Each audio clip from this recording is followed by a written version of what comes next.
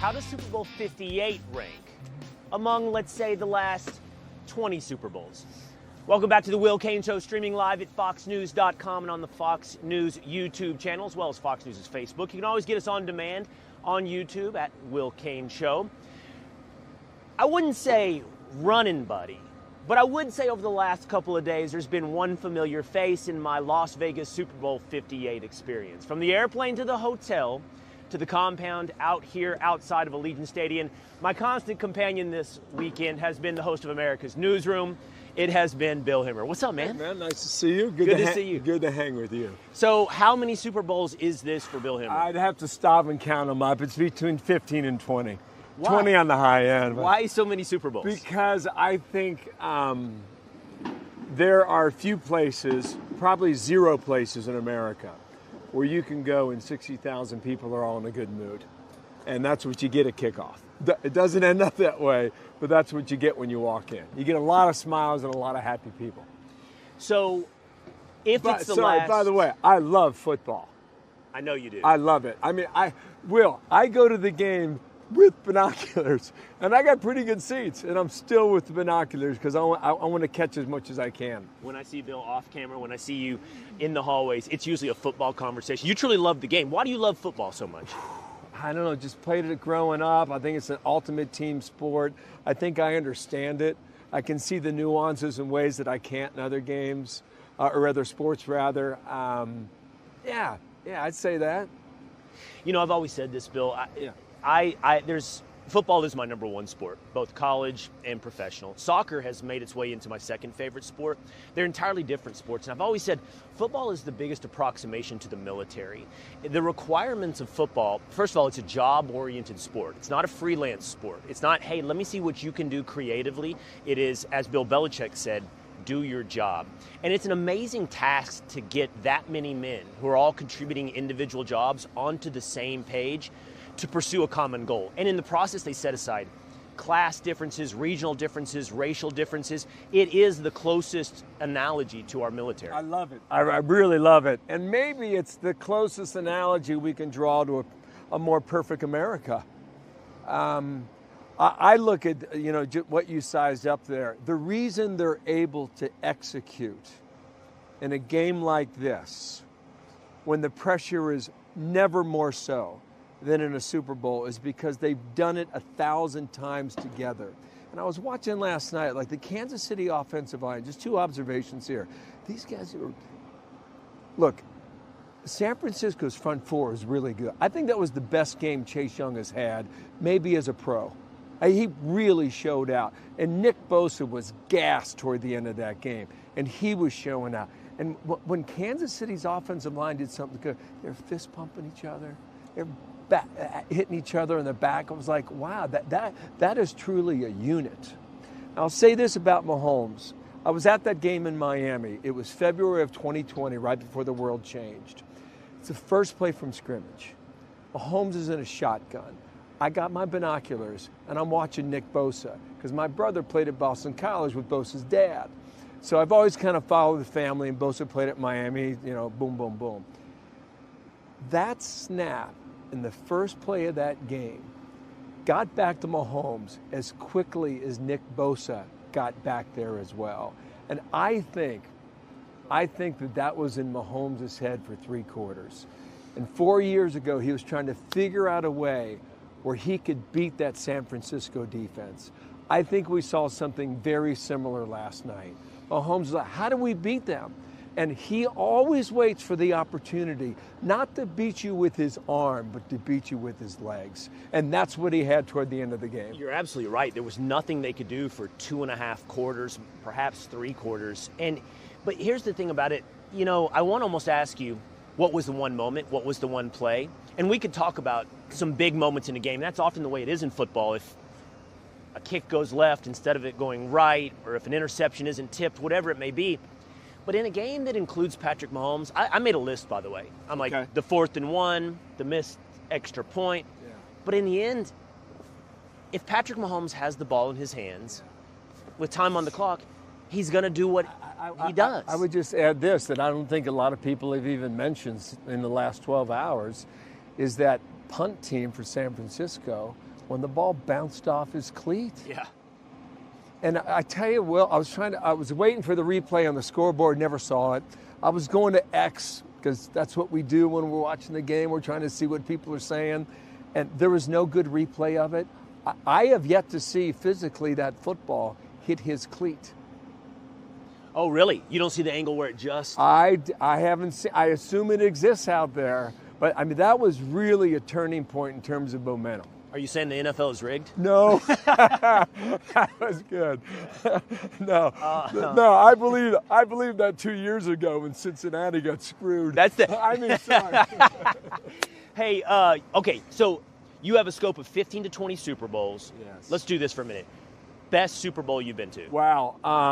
Sorry, I can't say best, but I'll tell you some great moments. Malcolm Butler intercepting that Russell Wilson pass for New England to win. That really, really spectacular moment. Last year was a great game. You were there for 28-3 comeback? Yeah, I was there too. Yeah, in Houston. I was with my niece. She's a school teacher in Houston, Texas. I like Megan. We got to go. She goes, Billy, the game's not over. I said, this game's over. We're walking toward the far end zone, and we see the interception. And she goes, are you sure you want to leave? And sure enough, New England scores. They get the ball back. They score again. We went back to our seats and sat back down. What do you think is the best city to host a Super Bowl?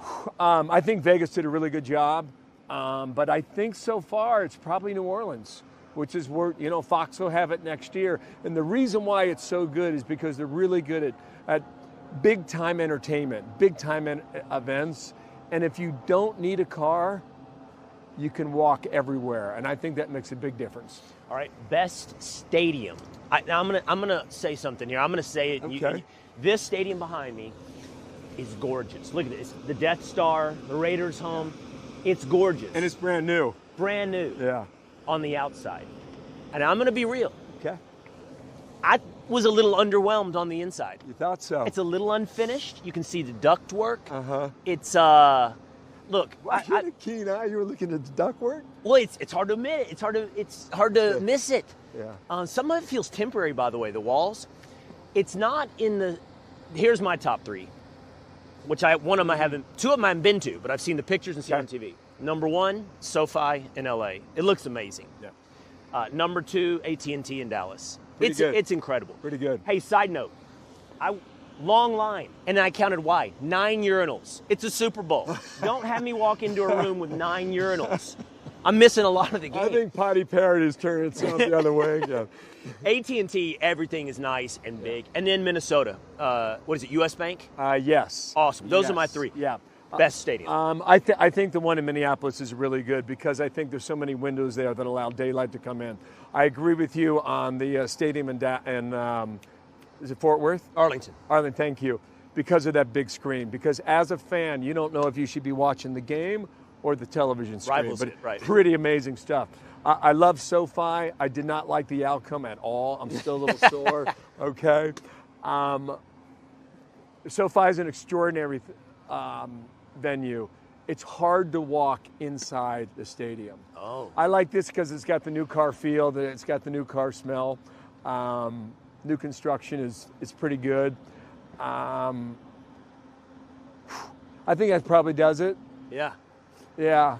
I think they really did a good job in Miami with the Hard Rock, the way they renovated it. That's a very different stadium from what it was originally. Miami's a great city for a Super Bowl. I agree with that. Can I say one thing about Super Bowls and losing? Yeah. As I tell all my friends, I say there's only one thing worse than going to a Super Bowl, and that's losing a Super Bowl, because it sticks with you for a lifetime. So several years, well, I'm 0-3.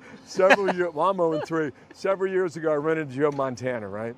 I said, oh man, it's you? I said, I introduced myself. I said, Joe, you were responsible for 2 of the worst days of my childhood. What'd he say? I get that a lot. Bingo. I hear that a lot. I didn't share this with you. I got to hang out yesterday with maybe the greatest Cincinnati Bengal of all time. Oh, Anthony Munoz. Anthony Munoz. By the way, his left finger, does that like a lot of offensive linemen. It's just at a 90-degree angle. Right. And I was talking, we were up here at whatever it was, 4 a.m. local time, and it's 31 degrees. It's 35 degrees. 4 a.m. Yeah, he got up. He's big Fox News, Fox and Friends. And I was saying, it's so cold. And he goes, I played in the coldest game in NFL history, 59 below. I said, did you wear sleeves or put the stuff on your arms like a Vaseline? He goes, none of that works. We wore a gray T-shirt, shoulder pads, and a jersey. You know, on AstroTurf in Cincinnati, which he said is like playing on concrete. That's right. I was at that game. Really? Yeah. I was a freshman in high school. You want to hear the story? I do. So a buddy of mine, Billy Meyer, he says, we got to get tickets. I said, how do we get tickets? You know, we're just kids. He goes, my uncle's a ticket taker. He said, meet my father on the plaza level. Game's at 1 o'clock. Of course, I'm there at 11:30. And it wasn't 59 below. It was 72 degrees below zero. The Ohio River's frozen, been frozen for weeks. I'm waiting. I can't find Billy. It's 10 till. They show up. They can't find their uncle because all the ticket takers are so bundled up. There's an RV from here to that camera right there. Guy comes out of the RV and says, what do you need? I said, I got to get in. He goes, how many you need? I said, I'm sorry, but I need 3. You know, one for me, one for Billy, one for his dad. He takes me inside his RV, hands me 4 tickets. I come out, we go. Go sliding across the ice, green level. I can feel, to this day, I can feel my shins hitting the back of the green level seats right as Jim Breach kicked off with the coldest game ever played. Boom! And we won to the Super Bowl and lost to Joe Montana. When I asked you why you love football, you threw in there you played. Tell me about what did you play? What position? I was strong safety, Elder High School, Cincinnati. We had some good teams, and we had some great friends and some great buddies for a lifetime. So, yeah. And you talk about like the mechanics of a football game and a football team and how you make it work and how you make it well. And I said, because you do it 1,000 times. And I think the other reason is because you trust the people who are around you. And I think it's true in football, and I think it's true in life. I think it might sound like a cliche, but what those guys do on that team, the only reason they're able to do it is because they do it together. And they've got coaches on their team who are leaders. And they know which guys on the team, when they say something, when they need to listen. I also had Joe Theismann this weekend, and he said to me, playing quarterback in the NFL is the most dependent position in sports. Not the most independent, the most dependent. If everyone around you does not do your job, you cannot do your job. But I think that's true for the sport at large. When I said earlier, Belichick's mantra was do your job, and I think you're right, this is a great analogy for many things in life, it's don't try to do his job. Don't try to do his job. Do your job and trust him to do his job. If we all start doing whatever we can, even in the pursuit of success, we're going to mess up the entire enterprise that makes up for this to be a team game. Just do your job. Yeah, you know, and Anthony Munoz could tell you, because he was, in my opinion, he was the best ever. You got a left tackle. He's 6'8", and whatever it was, 285 pounds coming out of University of Southern California then. And I was looking at San Francisco's success on offense, and if you look at their left tackle, the same position that Anthony Munoz played, you got Trent Williams. He is a mountain of a man, and he is really, really good. And I don't think that Brock Purdy would be able to have the success he's had in his second year playing without people like Trent Williams on his left side. Let's bring this back, as you just did, to the game at hand, to the Super Bowl, to Super Bowl 58. Let's look forward. First of all, Patrick Mahomes and Travis Kelce are talking about winning 3 in a row, something that nobody has done. They just won 3 in 5 years. He's 28 years old, Mahomes. He's got 3 Super Bowl wins. Brady finished his career with 6. Well, now, 7 because he won one with at Tampa. That's right, Tampa Bay as well. And by the way, Brady showed you can play till you're 40.